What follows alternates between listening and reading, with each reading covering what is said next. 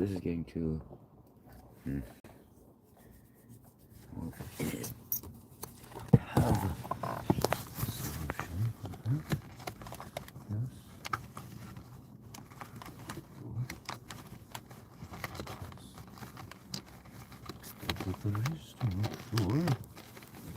running.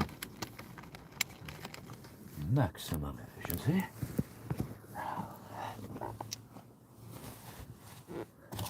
Gotcha. Alright. I am going to attempt to fix this.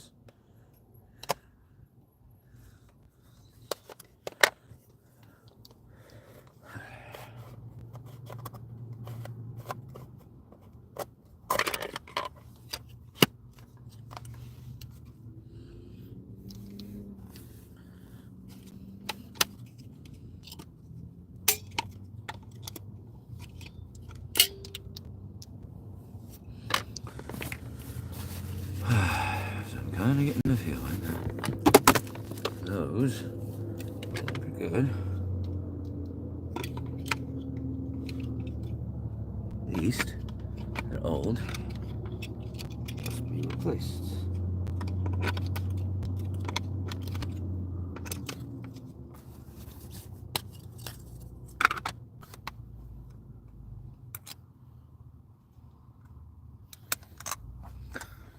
All right.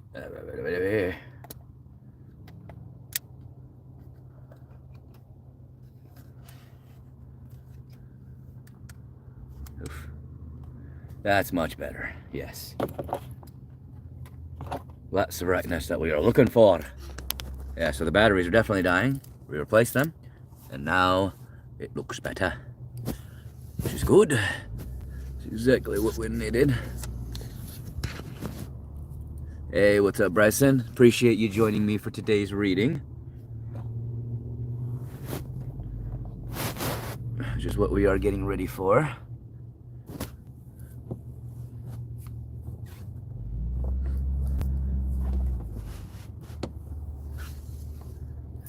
I'm going to do a few things to make sure that we are comfortable to get started.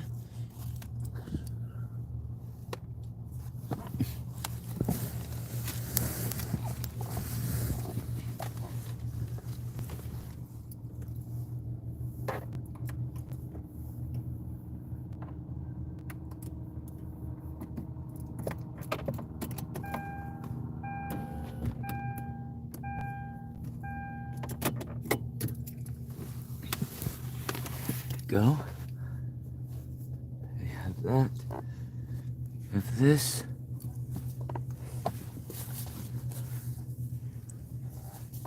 Sure that no one is here to bother us. Doesn't look like anybody is. Setting things as they should be.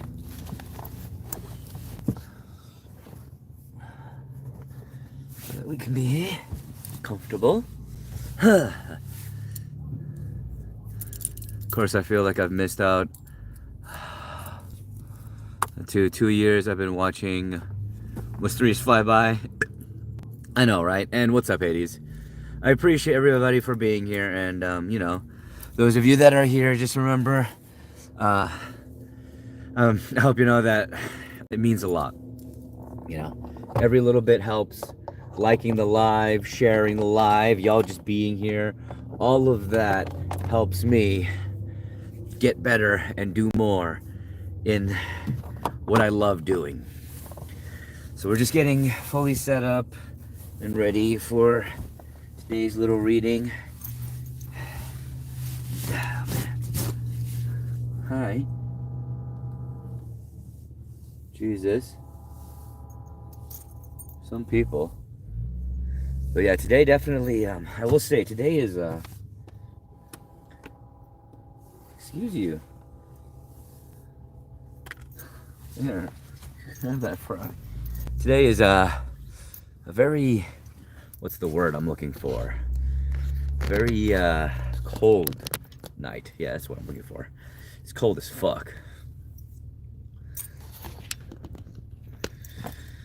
But yeah, we will get started here in just a bit. I'm just hoping and waiting that everybody sees the post that I made so that they can come in and join me.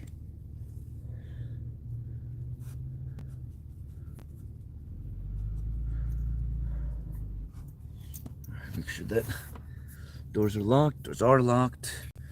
Yeah, we're good.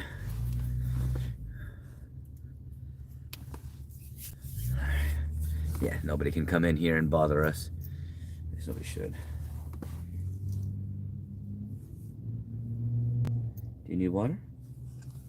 Yeah, let me get you some water. Make sure that you actually have something to drink at all times.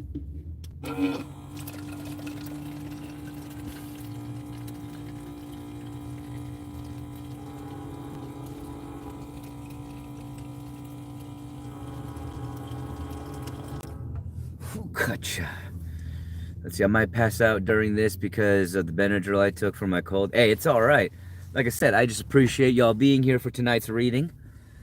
We are going to get started in just a bit. Just gonna make sure that Mocha has got water. I, myself, am going to prepare myself, as I must as an artist. Not really, I'm just kidding. But I am going to prepare myself. Dave?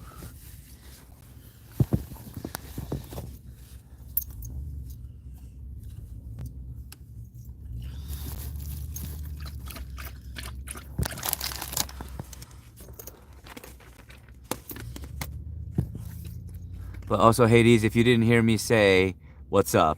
What is up, my friend?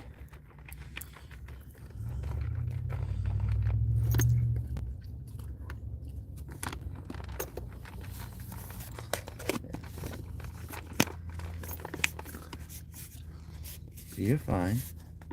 You have access to food, right?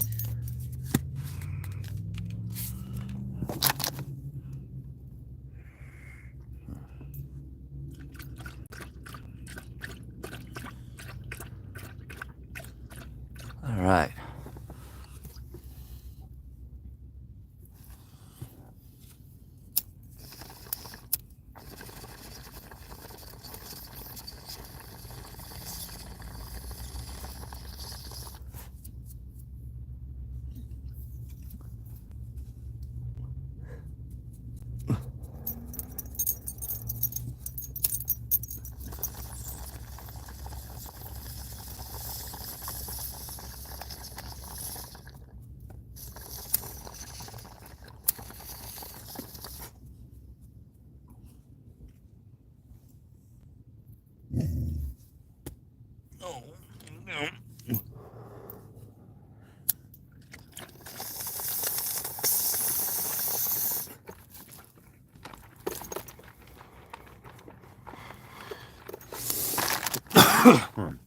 All right, let's see. Questions. Do different types of dragons breed with each other, or can they? Like good dragons sleeping with evil dragons, vice versa. Yes, actually. There are a few stories in both Dragonlance and outside of Dragonlance within the D&D universe that is Forgotten Realms or Ereborn, because originally Ereborn was the universe Ereborn was the universe that was the main universe for D&D, and over time it transitioned to the Forgotten Realms. But there have been multitudes of stories of dragons actually intermingling. And the results of that intermingling generally result in a being that is neither dragon nor in certain stories it results in a being that is neither dragon nor mortal, but they are not a god either. They are something in between. But that does depend on the story. Within Dragonlance specifically,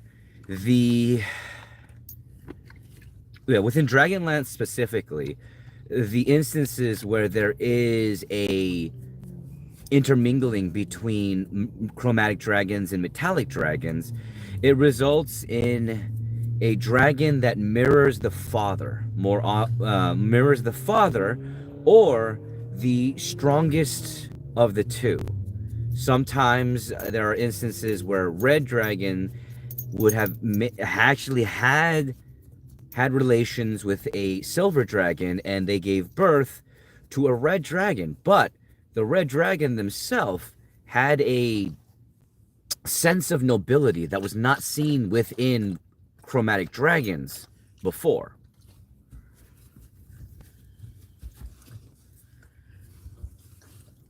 Don't lay down.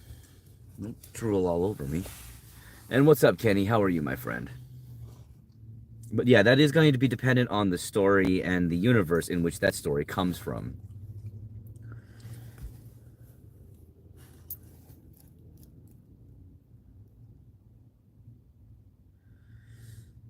What is yin and yang? Well, Kenny, I will answer that because we're still getting ready, but keep in mind, we are doing a reading stream tonight, so I'm not going to be answering a lot of questions that don't have to do with what I'm reading. So if you have any of those other questions that you normally ask, this is not exactly the stream for those. Just keep in mind. But what is yin and yang? Yin and yang is essentially the concept of light and dark, but it's also in the understanding that neither is better nor worse. Light is there alongside darkness. Yin is the aspect of thought.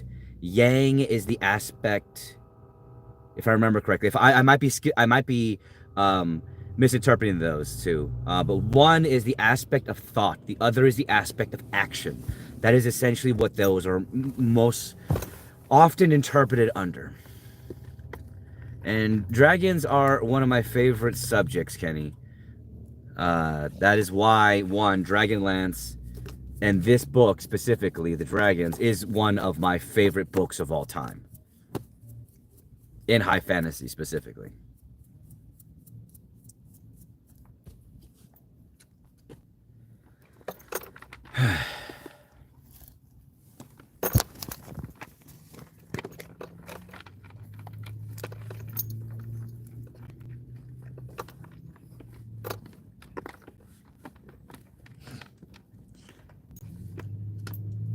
But we are about to get set to start reading the second chapter of The Dragons. Dragonlance Saga of the Lost Histories, Volume 6. And I do appreciate those of you that have joined, those of you that have liked the live, those of you that are hanging out. Thank you so very, very much, my friends. Do not drool all over me with your water. Gross. Lay down. Chill out.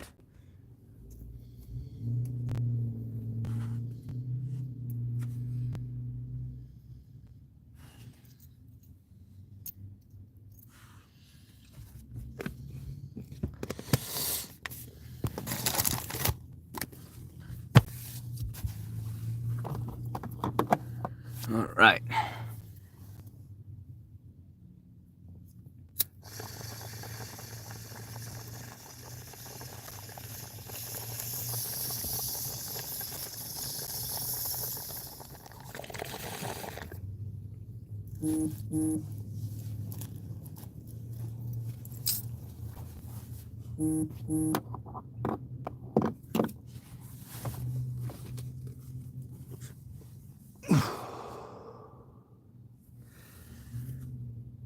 Okay, so Bryson, so there is a lot of different schools of thought when it comes to down to that specific thing. But I will say this, coming from someone who has seen both sides of the argument and been present for both sides of the argument, more often than not, just being in your presence, being calm, is better for the dog than anything else. Blowing something into their ear results in nothing more than an ear infection, more often than not. And it is not worth any of the feeling that that dog may or may not get. So when it comes to Mocha, I'll just let her chill with me when it comes down to that. What are you doing, baby? Hi. Can you please lay down? Would you mind laying down for me? Over here. Lay down. Lay down. Come on. Oh no, I have. I have too. I'm just saying, um, from my experience, more often than not, dogs uh have a better experience when they're just around you and you're mellowing out rather than you blowing into their ear or anything like that. But I'm kind of thinking that Mocha might need to go to the bathroom. So before we sit down and start reading, I'm going to take her out so that she is more comfortable while we do this. Oh, oh, here. I wonder if you guys can see this. Do you see her just being adorable? All right, yes, okay, okay. I can see why you're being adorable, though. I know why you're being adorable. Give me 1 second. All right, I'm going to grab my coat. Y'all are going to come with me, obviously, because we are just going to walk and take her to the bathroom.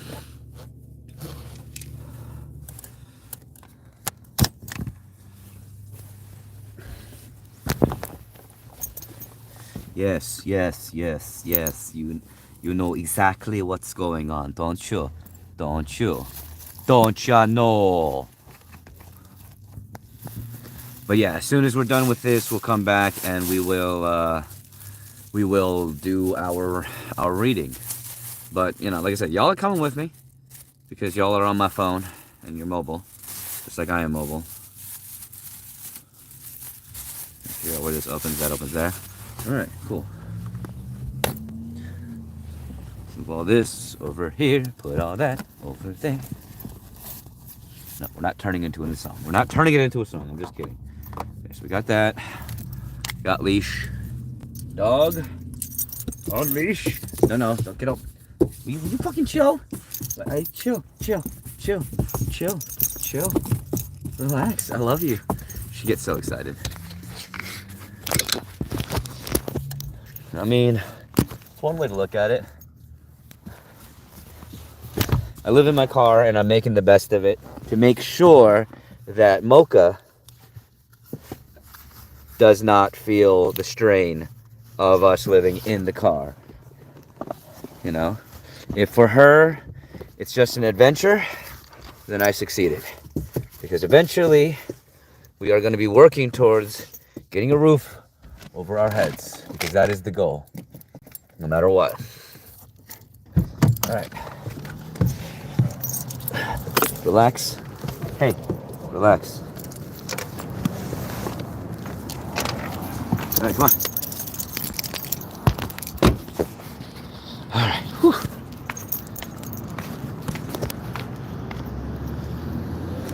Damn straight, Sam. I mean, I'm doing my best to stay positive about it. Hey, go potty. Don't you be honing in on anything. Just go potty.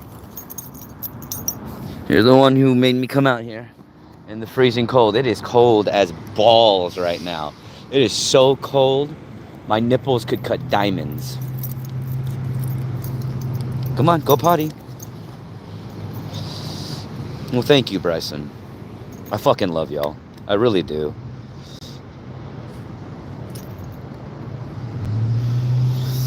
Hey, Sam, don't even worry about that. The fact that you are interacting, I appreciate that. I do. It means a lot because it helps me. Because, yeah, the viewer interactions help me a lot. You know, the likes, the sharing of the live to any of your friends, the interactions with the emotes and all of that. That all helps me. So thank you. There you are. There's you taking your dookie.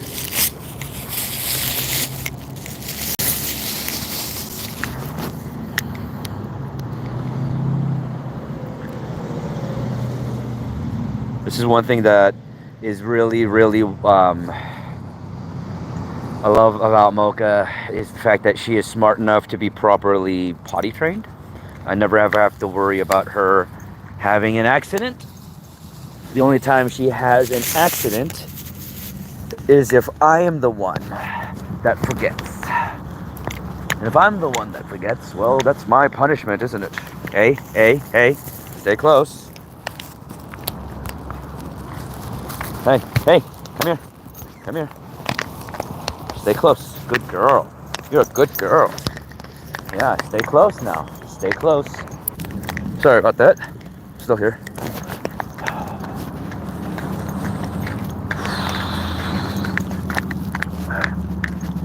Throw this away.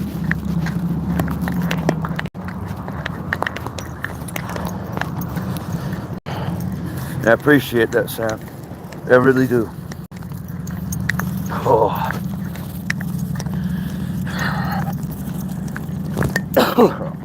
Nope. Stop. Sit. Sit. Hey, Mocha, sit. Good girl. Let's go. Don't run. Don't run. I don't need you to try to rip my out of your hands or anything. Oh, it's fucking cold, yes. It's cold as balls. There we go. It's so fucking cold. Come on, stay close. Good girl.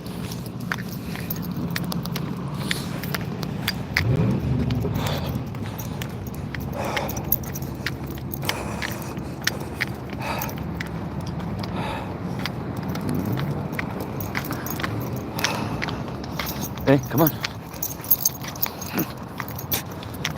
Come on.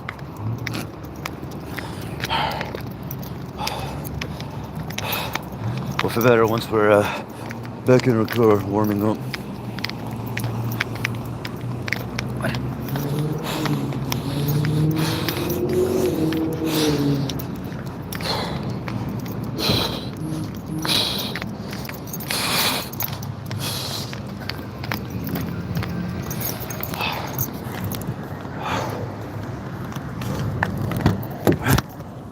Come on, get it, go. Good girl. Good girl. Good girl. You did so good. You did good.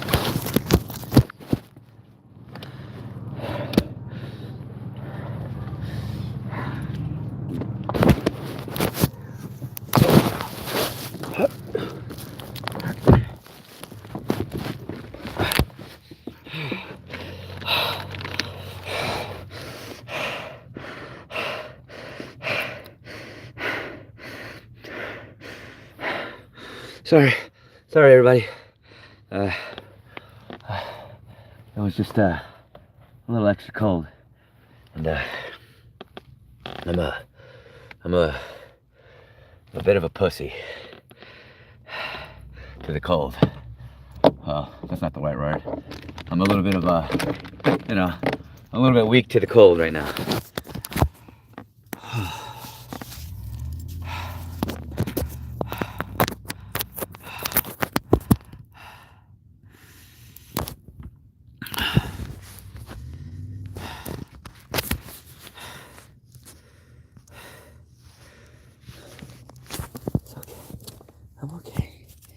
I'm okay. I'm just cold. Baby.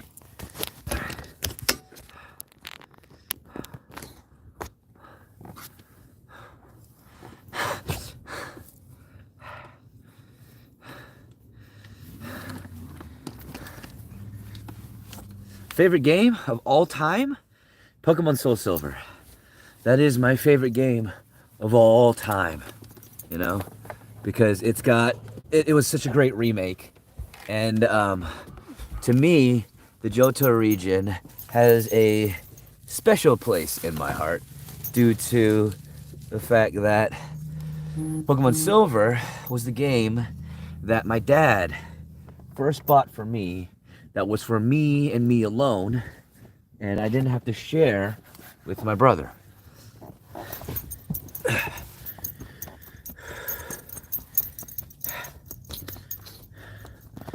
Yeah, and I had a teal Game Boy Color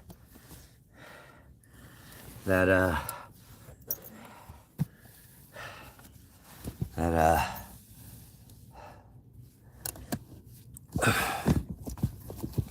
my dad bought for me. I love you. I love you so much.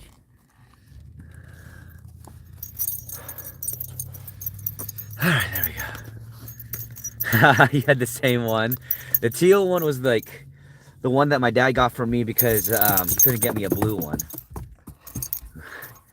Hi. Hi. Yeah, I'm alright. I'm alright. And I love you. She is so happy to be here, apparently. Yeah. Yeah. Yeah, you feel good? Do you feel better? Do you feel fun? Yeah. Yeah. You're a good girl. You're a good girl. I love you. Yeah, you're my baby. Okay, I gotta do two more things and then we will start this reading, alright, my friends? I'm so sorry. I don't mean to start so late. But I appreciate y'all for being here. I appreciate everybody for hanging out. I really do. I do. Hi. Hi. Yes, I love you too. You know what? I'm not mad. I'm not even annoyed. I'm not. I'm happy. I'm happy that you're happy, baby. Yeah, I'm happy that you're happy, baby girl. If you're happy, then I'm happy.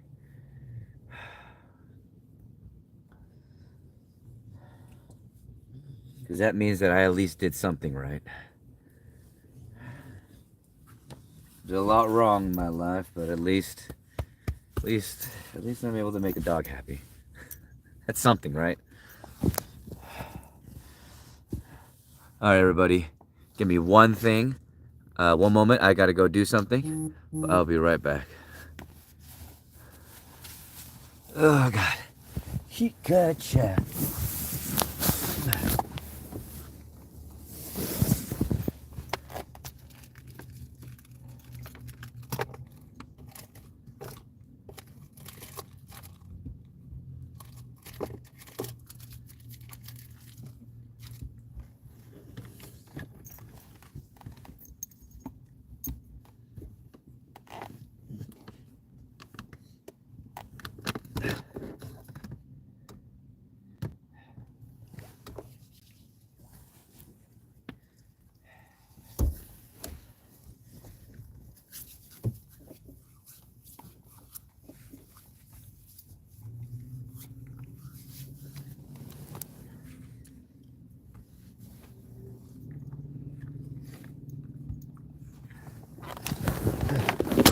Oh no.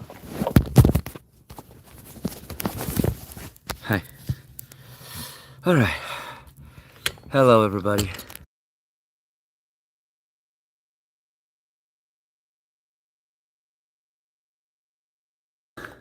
Hello, everybody. Sorry, I had the sound off for a second. I appreciate those of you that are here, hanging out. Thank you. We are just about to start our reading. So thank you for those of you that are joining me today.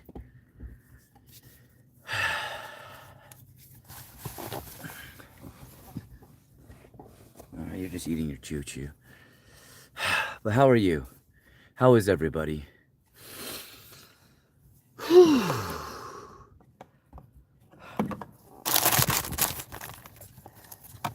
And you know, it's going.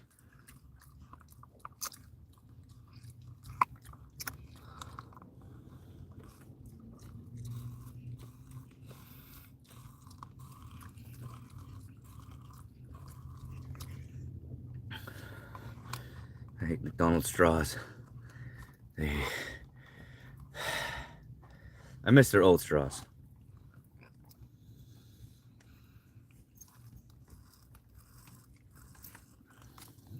Oh well. It'll help me pace myself, I guess. All right. I'm starting to get the feeling back in my fingers, which I think that's a good sign, you know? Yeah, that means that,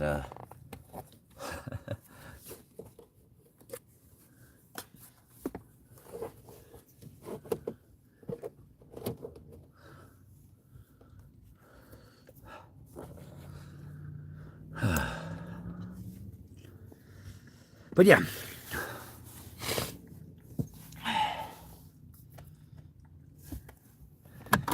Thank you, everybody, for joining me, and I hope before we get started, if you'd be willing to share the live with your friends, let them know that we are doing a live reading of Dragonlance Saga, The Dragons, Lost Histories, Volume 6.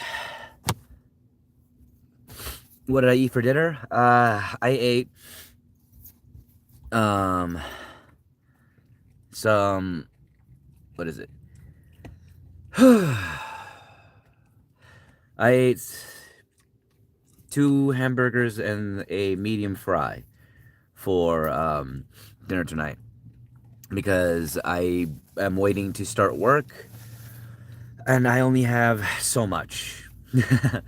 So I'm not trying to use any of the money that was donated to me at all, because that money is going straight to a savings so that I can actually get a permanent roof over my head so I don't have to be living in my car.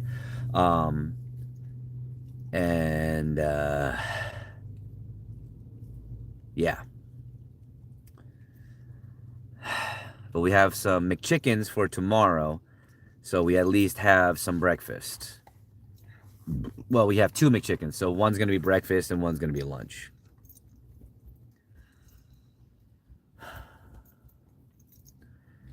And we, have some other things here and there. We've got some cereal bars, some fruit and nut bars, giggity. And, yeah. We're not, like, without food. All right. I'm trying to equalize right now because going out there, as cold as it was, kind of took the breath out of me because it was fucking cold.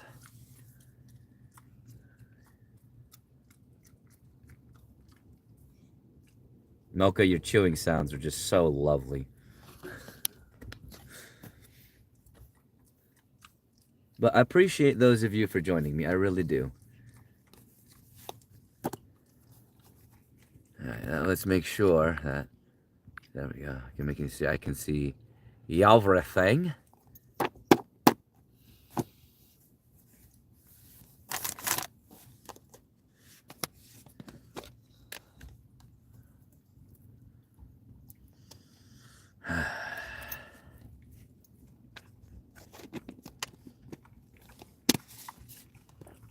All right. We're gonna do this one last little palm tree, and then we'll get ready to start reading, my friends.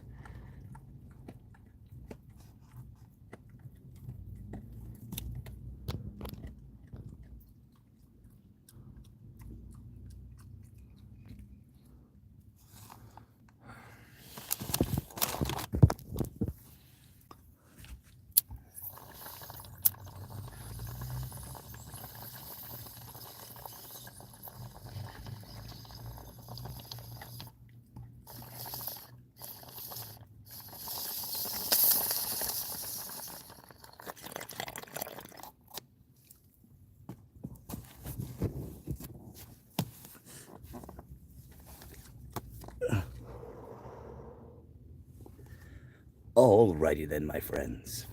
Thank you so much for joining me today for our reading of the Dragonlance Saga, The Dragons, Lost Histories, Volume 6, for those of you that are interested. Now, in the last video, we were introduced to the 13... In the last reading, we were introduced to the 13 metallic dragons, led by the gold and silver Orican and Darlington.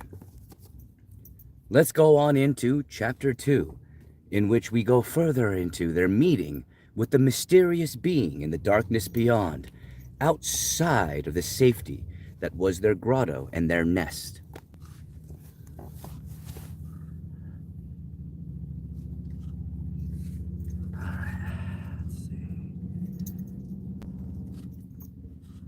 Nope. Here we are. I love to legally work in the palm tree business. Me as well, Sam. Me as well. Now then, Chapter 2, Pattersmith. circa 7500 PC.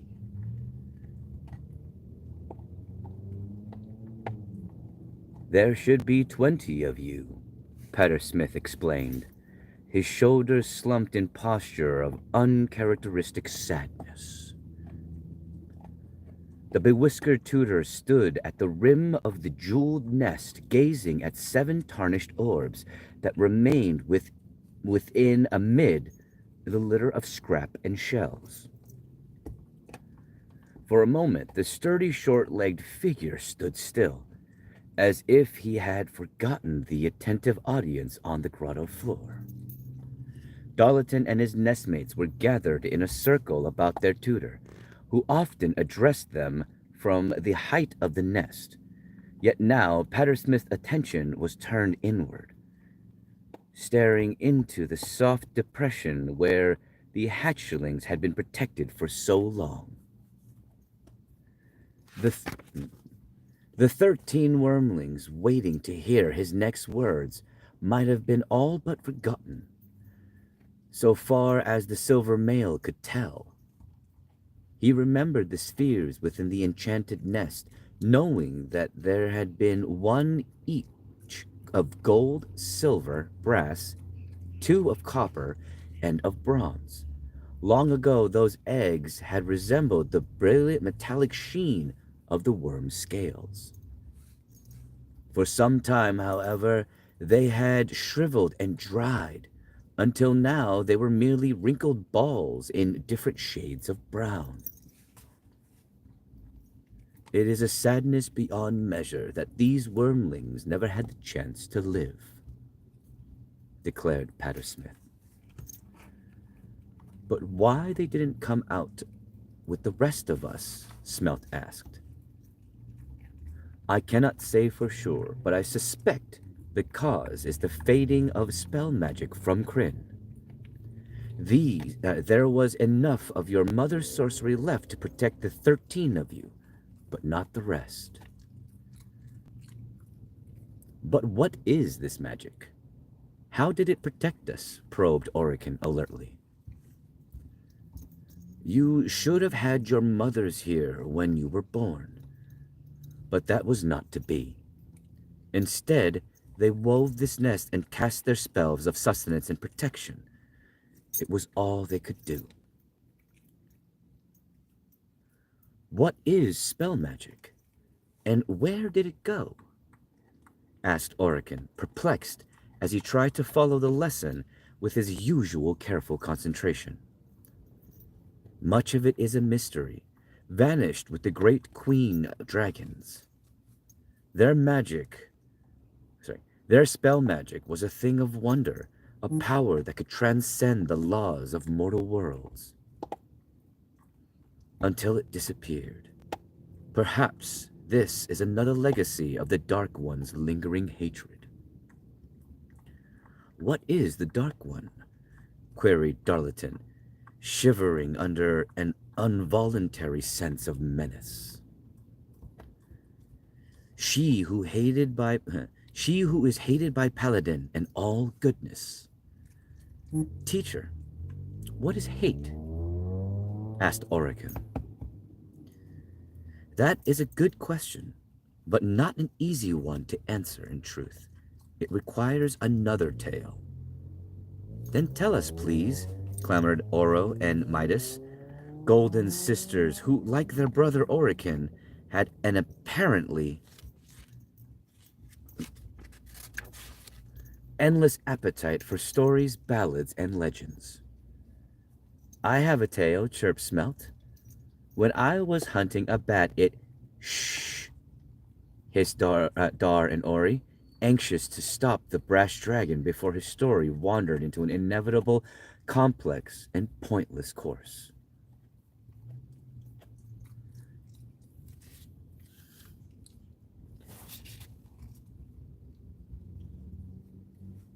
Midas' golden touch on a dragon would be cool, right?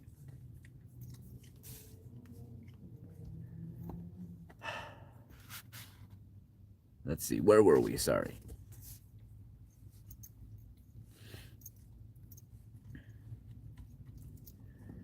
Sulking, Smelt hung his head while Pattersmith sighed and drew deeply on his pipe. You dragons are the favored ones, the sons and daughters of Paladin himself. The Platinum Father watches over you. It was he who bade me to come here to teach you. If we are favored of the Paladin Father, if we are the favored of the Platinum Father, inquired Orican pointedly, that would indicate that there are those who are not so favored. Who are these others? Ah, always with the questions, my golden pupil. You will learn that Krynn is peopled with a multitude of lesser creatures, slow-witted, weak, and short-lived for the most part. Still, they thrive to exist on the world, and when at last you come forth into daylight, you shall share the land with them. But who are these creatures? Dolliton asked, trying to picture a being that was neither dragon nor bat nor Pattersmith. At the same time, he tried to imagine what daylight was like. Pattersmith had told the wormlings about the sun, and though Dar found the concept terribly intriguing, it was almost impossible for him to imagine. Perhaps first you will meet the griffins, who glide through the mountain skies. Of course, you are mightier than they, and could make them your prey, or your slaves. But perhaps you will have the wisdom to treat them with the dignity and honor, and will find that their service, rendered willingly, can be far greater than anything compelled. So long as the griffins don't take my bats, declared Copperblaze, with a hissing growl. Ah, my quick-tempered one. I suspect that, when at last you fly above Krynn, you shall find yourself amazed that you once ate bats. Surely we will still need food, growled Burl, drawing his bronze brow into a deep furrow along the foreridge of his thick-boned skull. Surely indeed, my hungry one, said Pattersmith with a deep chuckle.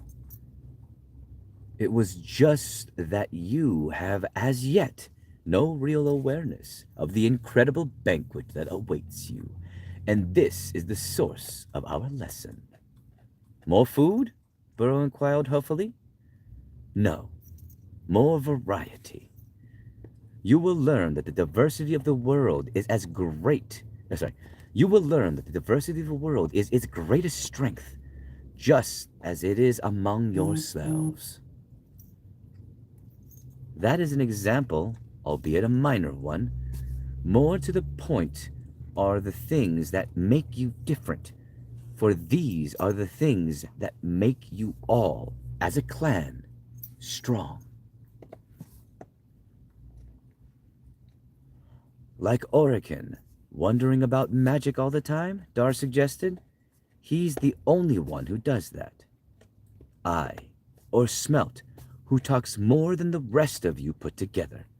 Or you yourself, Dolliton. Always you must be doing something, going somewhere, stretching your legs. I can only imagine what it will be like when you learn to fly. And Blaze, so fast, ever do you leave your nestmates behind? The tutor's gentle eyes smiled at the copper male and chuckled.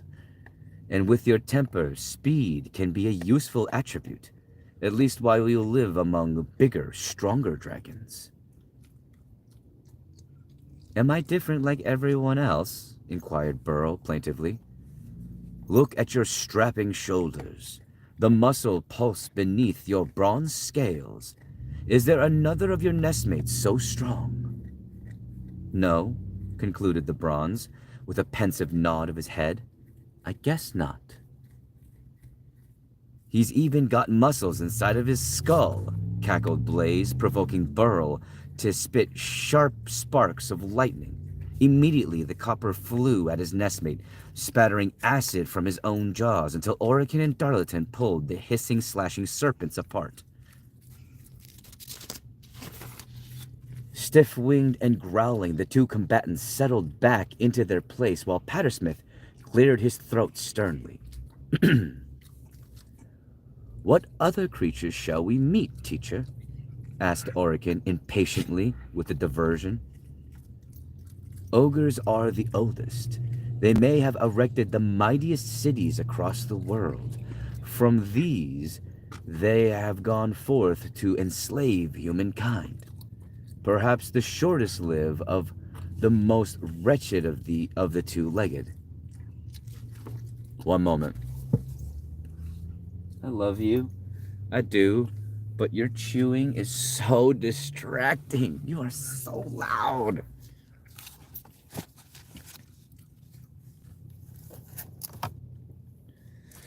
I do apologize. I just need something to quench my thirst.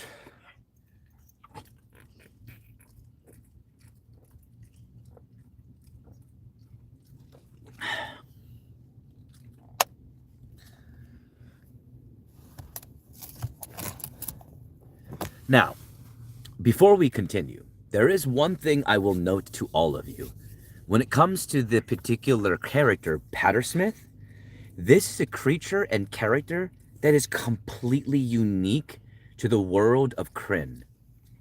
There is no other creature like this particular being, and there is a lot, and I mean a lot of speculation about Pattersmith and exactly who and what he is.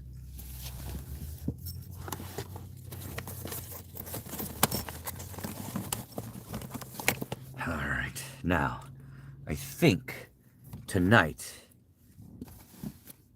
Uh-oh.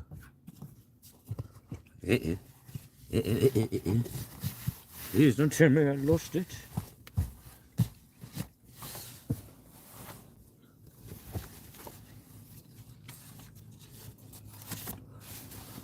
I don't know. I could have sworn.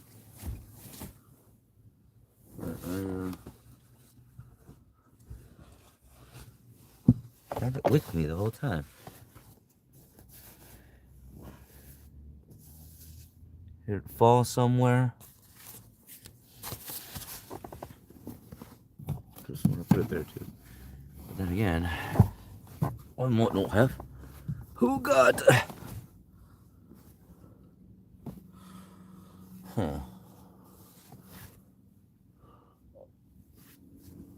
There's supposed to be a place that not really goes. Then I'll put it in that place.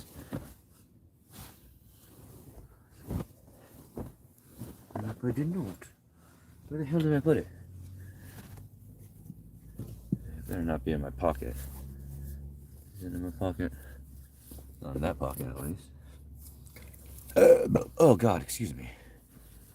Not in that pocket. Not in that pocket. Huh.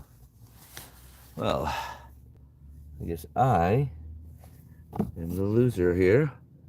Because I lost something. And then...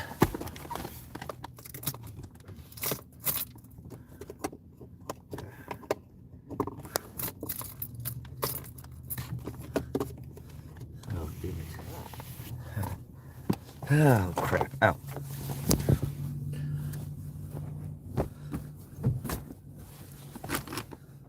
I'm sorry, Mocha. I'm gonna need you to... Ow. Move for a second. Alright, you're good. Lay down. You're good. Lay down.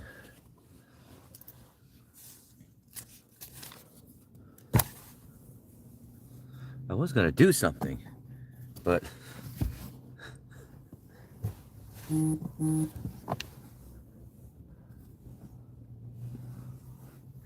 on, you're okay.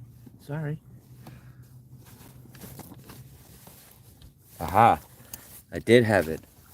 I just decided to fall somewhere that it wasn't meant to fall. Alright, where was I? There we are. Good. So we have our place. I'm going to do this real quickly because I'm going to christen one of the things that I purchased to celebrate the fact that I have a job.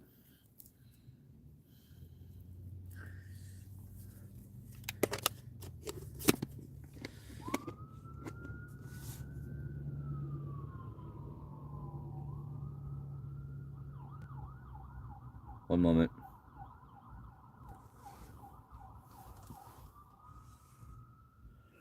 Never mind. We're good. Tell you right now, I hear sirens. It scares the shit out of me. But I appreciate those of you that are here, that are joining me for the reading. Anybody who's just joining me, we haven't gone too far in. So, yeah. But I appreciate y'all. I really do. All right. We are going to...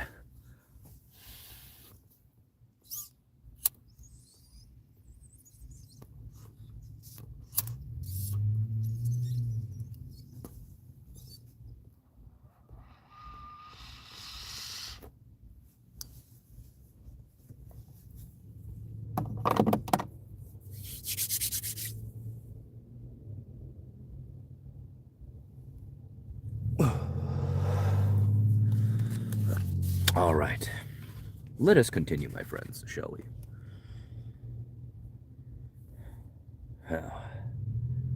Let's start here, just so that it's a good starting point for anybody that's just joining us. Now, this is Patter Smith speaking. Ogres are the oldest. They have erected mighty cities across the world. From these they have gone forth to enslave humankind, perhaps the shortest lived of the most wretched of the two-legged.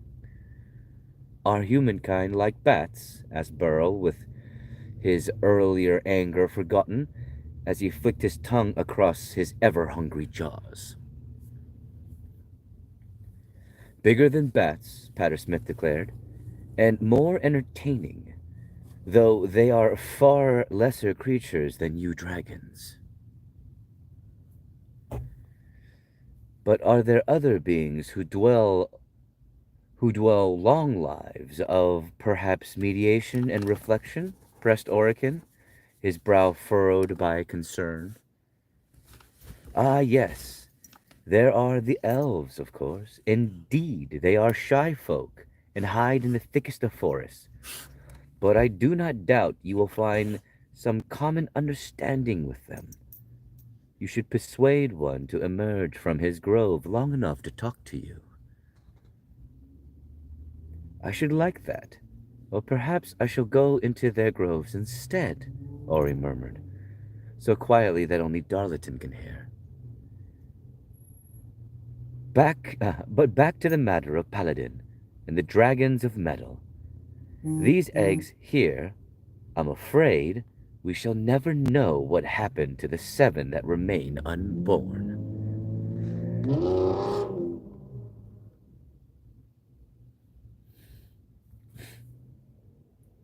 All right, where was I?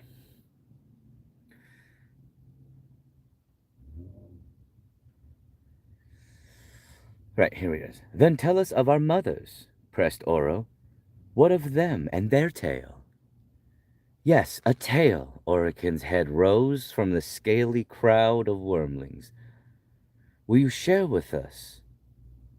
The gold dragon held a large, multifaceted ruby in his foreclaw. As his bright yellow eyes focused on the teacher, he unconsciously sat back and passed the bauble back and forth between his paws.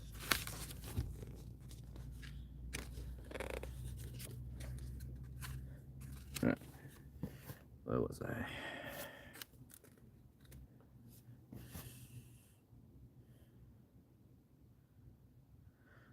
Ah, my Ori, ever the balladeer. In case of this tale, however, I fear it is too dark for you, wee nestlings. Nay, that one will wait until later.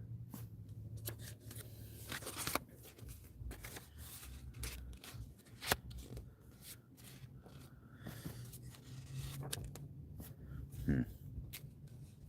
What is a good place to... Oh, good way to... There we go.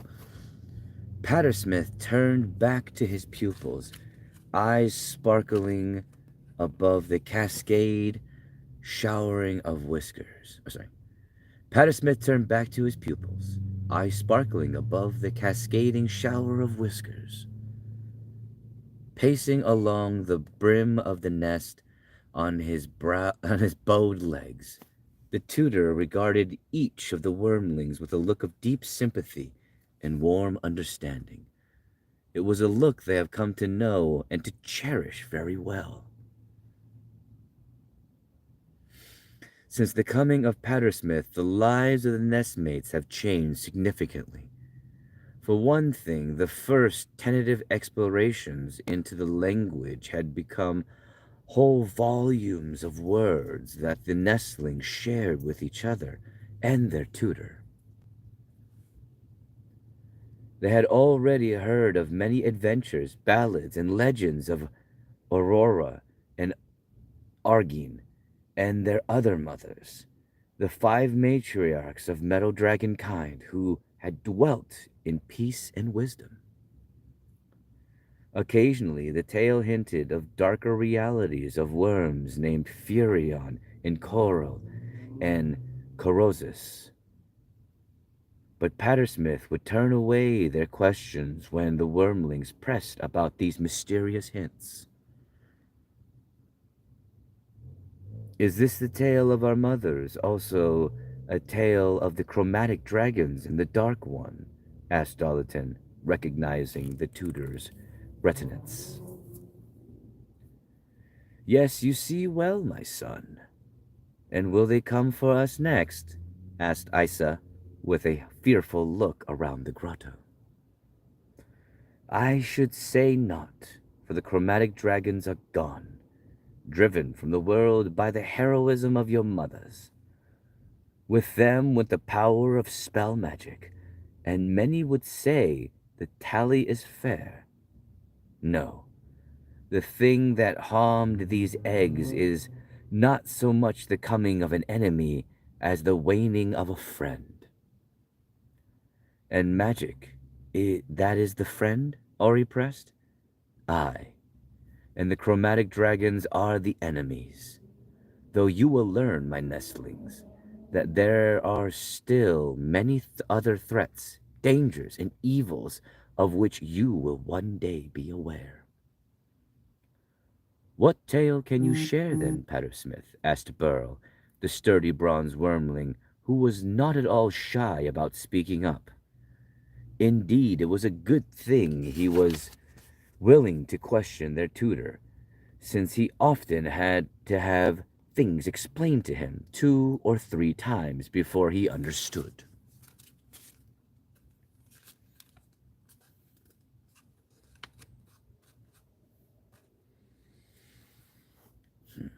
Perhaps a tale of magic. At his words, the brood of dragons sat as if on cue, still in any jostling and restless shifting.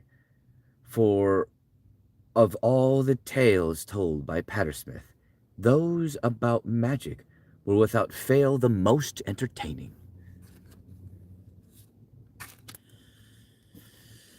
Aurora was your mother, began the teacher in a ritual sing-song of proper lesson. Smith nodded to Orican and to his golden sisters, Midas and Oro. She of the golden scales and mighty power, but too she who had captured the wisdom and poetry of the ages within her being and her mind. Her magic was a wonder of the world. With a whisper word she could change her shape from dragon to eagle, soaring the skies of Kryn like the keen-eyed bird of prey. Dolliton had neither seen nor heard of eagles, yet the word conjured an image of a sleek feathered-winged shape gliding through the air that was not black, not cloaked in shadow, It was an image that inflamed his heart and caused his fledgling wings to twitch uncontrollably. Adar, one day you will fly among the eagles, murmured Smith, noticing the young dragon's agitation. But just as Oregon must wait for his tales of nightmare and horror, so must you spend time on the ground before you strain for the skies. Aye, teacher, Darlington pledged, bowing respectfully, yet his wings still stretched as he settled himself more firmly among his siblings. Determined to listen, he could scarcely stand to wait. He wanted to fly right now. One of these restless silver wings brushed against Blaze, who was still glowering at Burl, though the pack of attentive wormlings. One of these restless silver wings brushed against Blaze, who was still glowering at Burl through the pack of attentive wormlings. The copper spat, and a drop of acid seared into Darlington's wing, and the silver dragon whirled in a blur of scales and teeth, with his own breath exploding, frosty ice gusting through the grotto as he hurled himself at hot-tempered Blaze. For several seconds they tumbled and rolled, tails lashing and scales of copper and silver flaking into the air. Blaze was quick, but Darlington was big and strong, and he easily pressed the copper into the ground. Silver jaws clamped over the metallic brown neck, and it was then that the Pattersmith stopped them with a word spoken in a hushed and soothing tone. "Mercy," he said.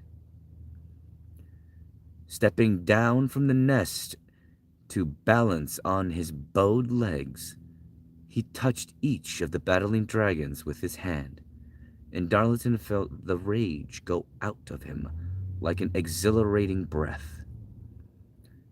"Mercy," repeated the tutor. "Always show mercy to each other, even to your enemy." "Does that not make me vulnerable?" asked Blaze, scowling darkly, hissing at Darlington.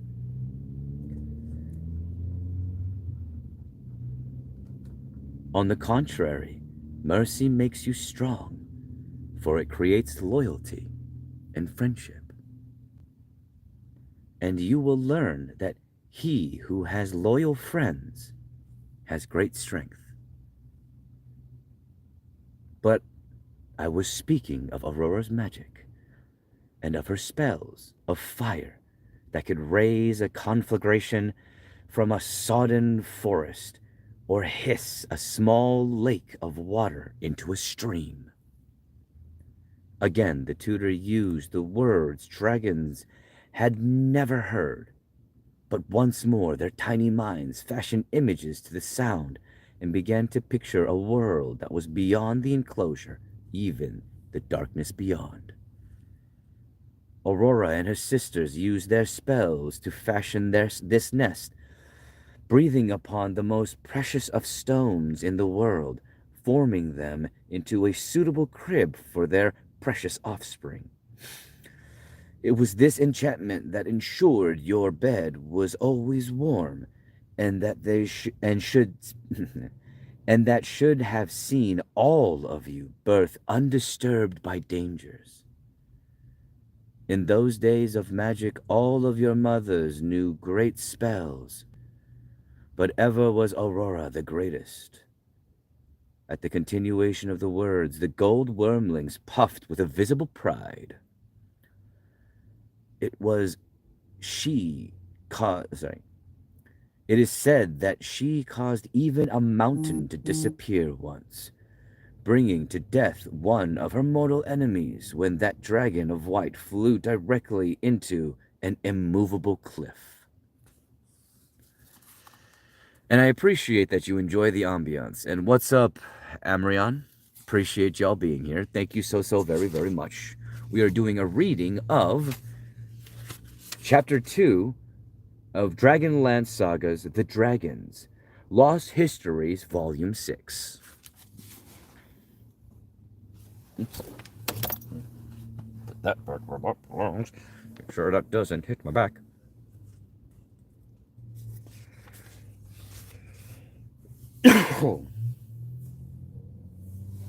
All right, where were we?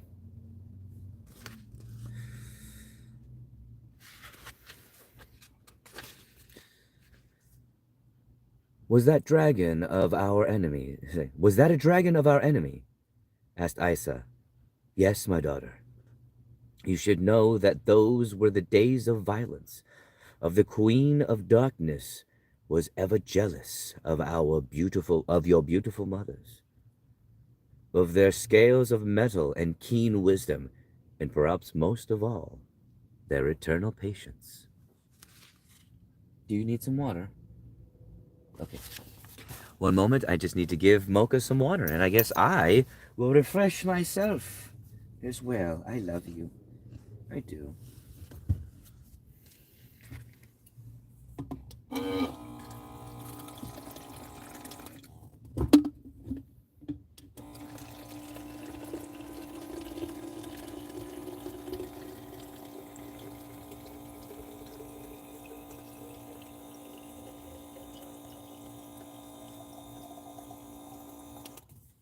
All right, come on. Here you go.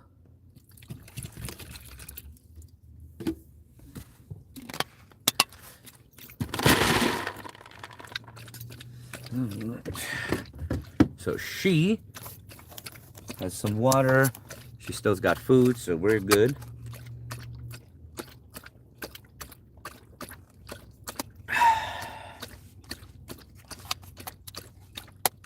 I have refreshed.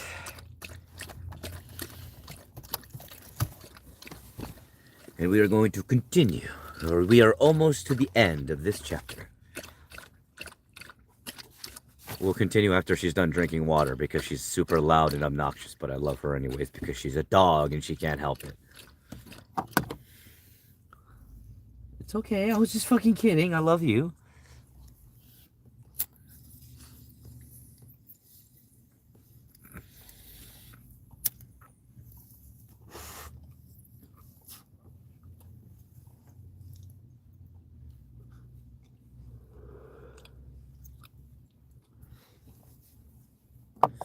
Alrighty then.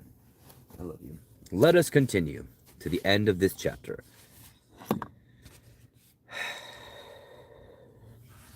Now, where were we? You know what? Let's start here at the top. Was that dragon an enemy of ours? Asked Isa. Yes, my daughter. You should know that those were days of violence. For the Queen of Darkness was ever jealous of your beautiful mothers, of their metal scales and keen wisdom, and perhaps most of all, their eternal patience. And that jealousy brought war? Stated Darlington, who had deduced many facts about the past from things the Pattersmith would not say.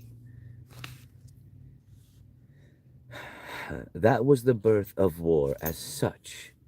The sons of the Queen were treacherous, and even your mother's magic was barely enough to prevent their ultimate success.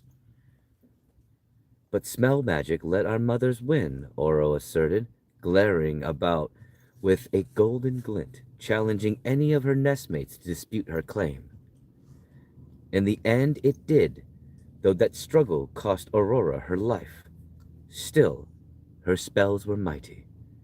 With them she could fly without wings, could at one time battle enemies in 2 different places.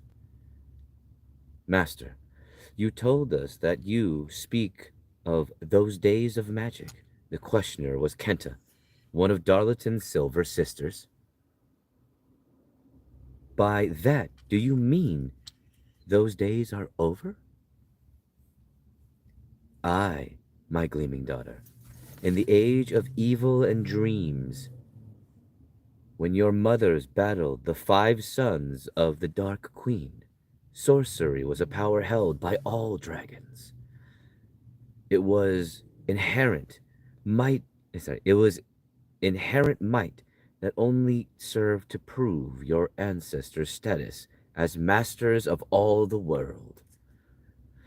But what happened to magic? Asked Orican, frowning, thrashing his golden tail.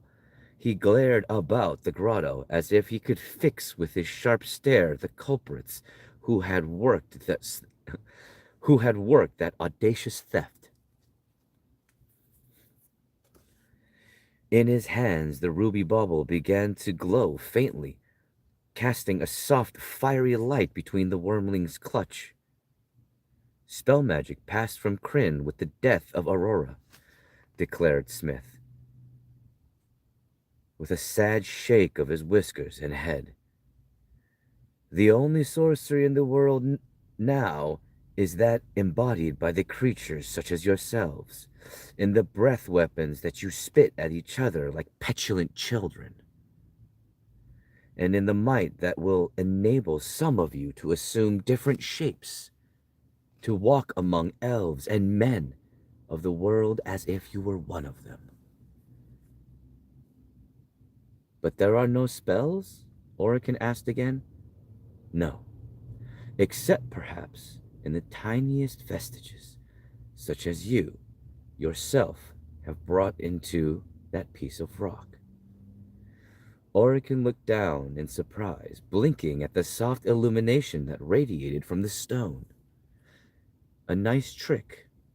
That, pretty to see, simple to work. But that is the extent of magic that remains in the world.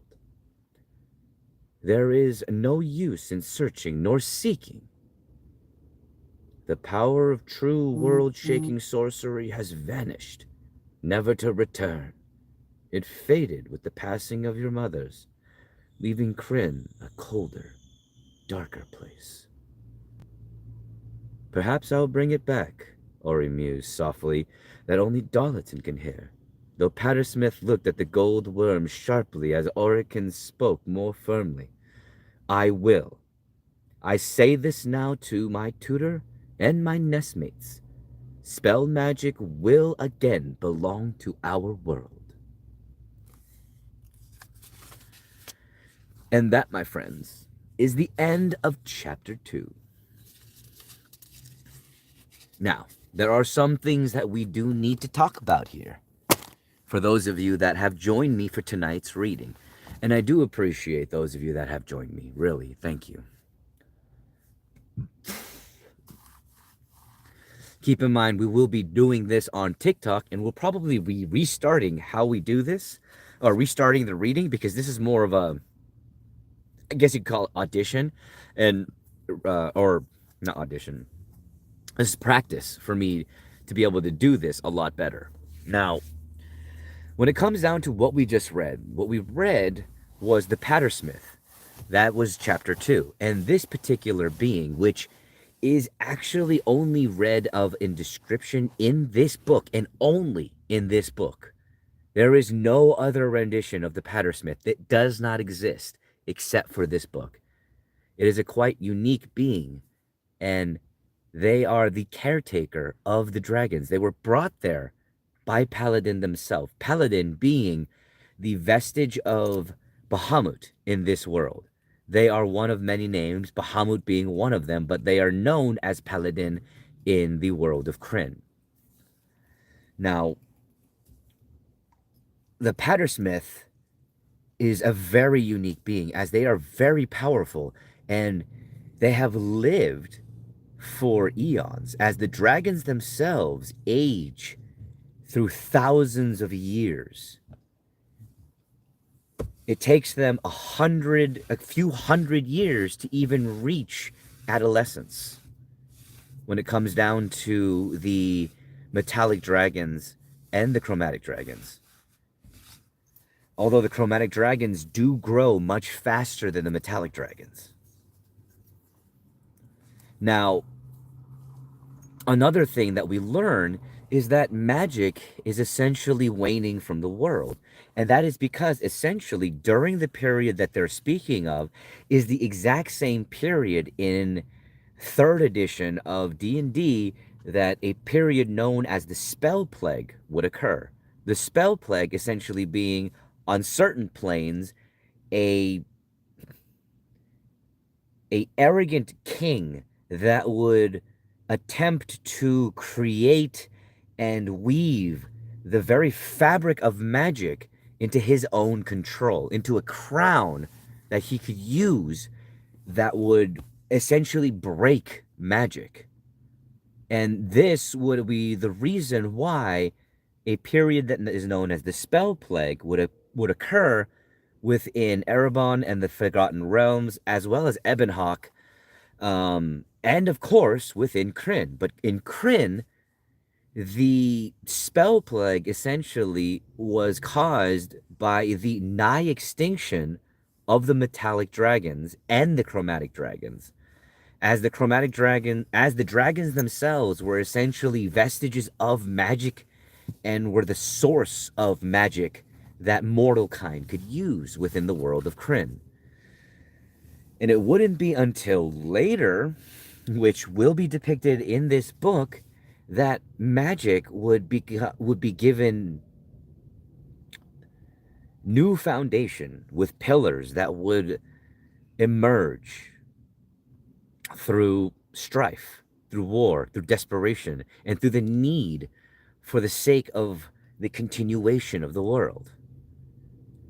But that will be within the further chapters. I do appreciate all of you for joining me. I really do. And of course, for anybody that wants to aid me in this journey of being a content creator while I figure out a way to get out of my, get a roof over my head. We do have a job and everything, but we still have other things that we need to figure out, especially the roof over my head part. There are links in my bio that you can do to help me. And one thing that really would aid me greatly is for y'all to check out my content on YouTube, because I am attempting to get my YouTube monetized, and that would be a great step forward along with everything else. But I do appreciate you for being here. I do appreciate your attention, and I do appreciate your time. I hope y'all enjoyed Chapter 2 of The Dragons, and I will see you all tomorrow, all right? Thank you so much, and bye.